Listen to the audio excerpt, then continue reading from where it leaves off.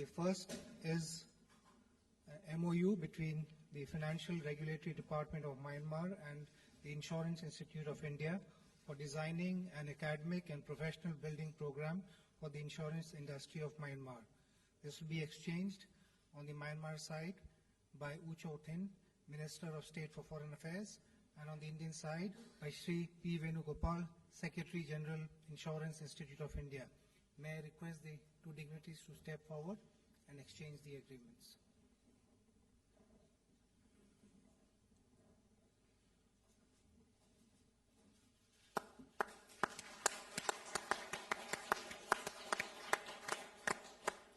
Thank you, Excellencies. The second agreement is a MOU on cooperation in the field of power sector. This will be exchanged on the Myanmar side by His Excellency the Minister of State for Foreign Affairs, U Cho Thin, and on the Indian side by Shri P.K. Pujari, Secretary, Ministry of Power. May I request the dignitaries to please step forward.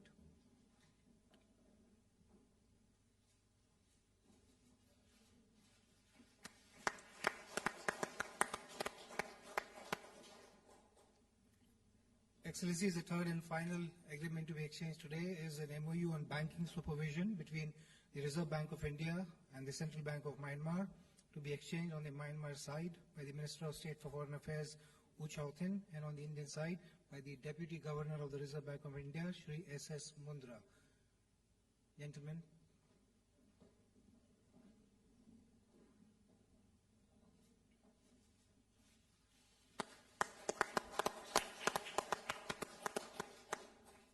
Excellencies, this concludes the exchange of agreement ceremony. Thank you. I will now invite my colleague spokesperson of the Ministry of Foreign Affairs to take the proceedings forward. Good afternoon, ladies and gentlemen. We will now have press statements by the two leaders. May I first invite the Prime Minister of India, Shri Narendra Modi, to deliver his press remarks. Your Excellency, State Counsellor Dr. Aung San Suu Kyi, distinguished members of the delegations, members of the media, it is indeed a great pleasure for me to welcome Her Excellency Dr. Aung San Suu Kyi on her first state visit to India.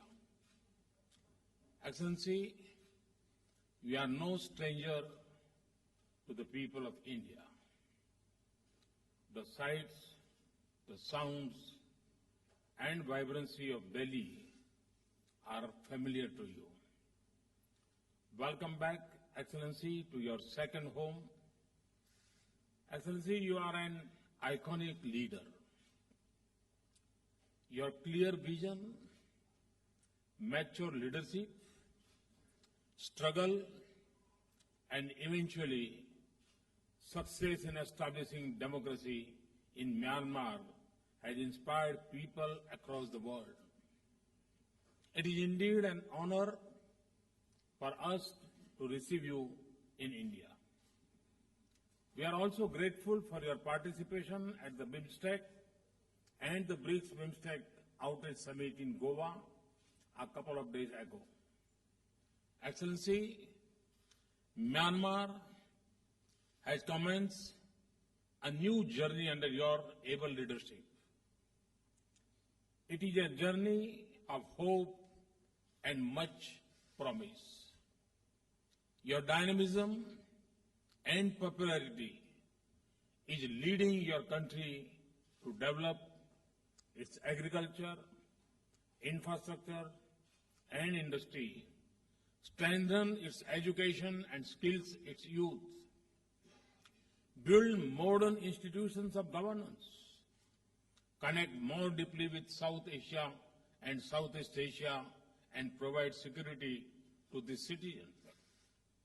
Let me assure you, Excellency, that as you lead Myanmar to become a modern, secure, economically prosperous, and better connected nation, India and its friendship will stand with you in full support and solidarity.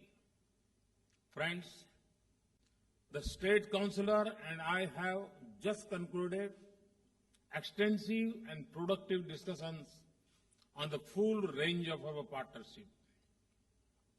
India has a robust development cooperation program with Myanmar, from the mega connectivity projects like Kaladhan and Trilateral Highway to projects in the fields of human resource development, healthcare, training and capacity building.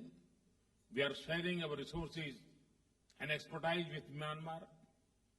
India's nearly $1.75 billion of development assistance is centered on people and is in line with the priorities of Myanmar government and its people.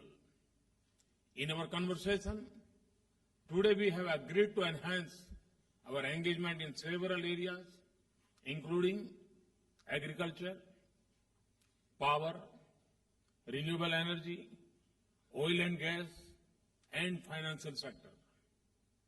India will develop a varietal development and seed production center in Aje in Myanmar to enhance the quality of seeds. We will also work to develop a mutually beneficial arrangements for trade in pulses. We have offered to scale up the power supply from More in Manipur to Tamu in Myanmar. We will also partner in a pilot LED electrification project at a site designated by the government of Myanmar. The MOU on cooperation in the power sector signed just now will help create the framework for advancing our linkages in this important sector. Friends, as close and friendly neighbors, the security interests of India and Myanmar are closely aligned. We have agreed that a close coordination to ensure security in the areas along our border and sensitivity to each other's strategic interests will serve the interests of both our countries. Our societies enjoy a cultural connect that is centuries old. We have offered assistance in restoring pagoda damage in the recent earthquake in Myanmar. The Archaeological Survey of India will also soon begin work on restoring 2 old temples in inscription of King Mindo and King Bajida in Bodh Gaya. Excellency, I once again commend your leadership and your commitment to take Myanmar forward on its journey to peace, national reconciliation, and economic and social development. As a reliable partner and friend, India stands shoulder to shoulder with you.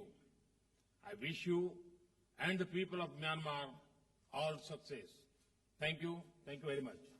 Thank you. I thank the Prime Minister for his statement. May I now invite Her Excellency Daw Aung Suu Kyi, State Counsellor of the Republic of the Union of Myanmar, for her press remarks. It gives me the greatest pleasure to be able to express a deep appreciation of our delegation for Your Excellency's kindness to us and for making this trip a happy as well as an extremely fruitful one. This visit has confirmed the long-standing friendship and trust that exists between our two countries. Your Excellency was kind enough to say that I have led my party and my people in the movement for democracy. But in our struggle, we have been helped greatly by the thoughts of Mahatma Gandhi and Jawaharlal Nehru, great leaders of the Indian independence movement, who have inspired us with their vision and with their belief in their people. We, as a nation struggling to make democratic culture take root in our country, believe in our people. Without a belief in our people, we could not think of setting up a democratic system of government. We believe that India, with its experiences, so similar to us in many ways, will be able to help us in our endeavors.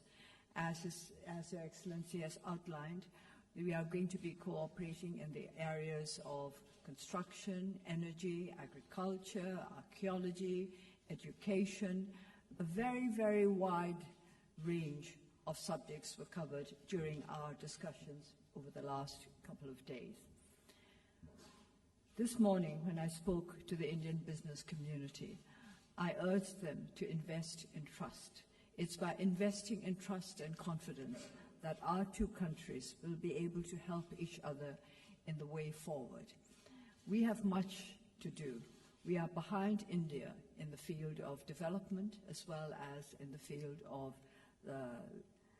politics, if you like, political development, both political and economic development. But we are confident that we will be able to make up for lost time with the support and understanding of our friends. This is why the capacity building programs that India is envisaging for us will be of tremendous help.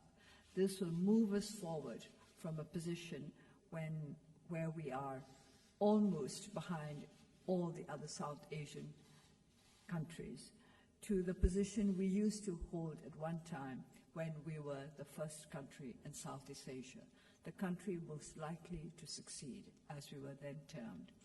Things change, life changes unexpectedly, but with good friends and with commitment and endeavor on our side, we hope to make up for lost time and to work together to establish not just friendship between our two countries, but peace and stability in our region and beyond. This is our ambition, to bring peace and stability to our country and to regions beyond, because we have suffered from lack of peace and stability for many decades, and we would not wish such a situation on any other nation in the world. India has been most understanding of our needs, and we believe that this understanding will only increase with time, because it is our intention to engage more closely together, to depend on each other for our needs, the needs that are the needs of the world at large, the need to make sure that our people have material progress at the same time as they build up their spiritual resources, for which India is so famous, and which I believe is an extremely valuable resource. Burma has often been congratulated for the abundance of its natural resources, but we have always said that the most precious resource is a human one. It's our people who are most important. We will run out of natural resources in time, but our people should always be there to take our country forward.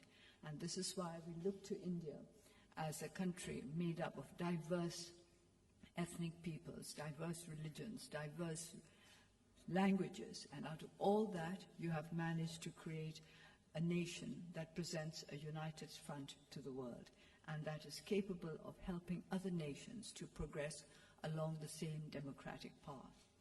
We've always admired India for being the greatest democracy in the world and for being able to maintain the system in spite of the many challenges that have raised their heads since independence.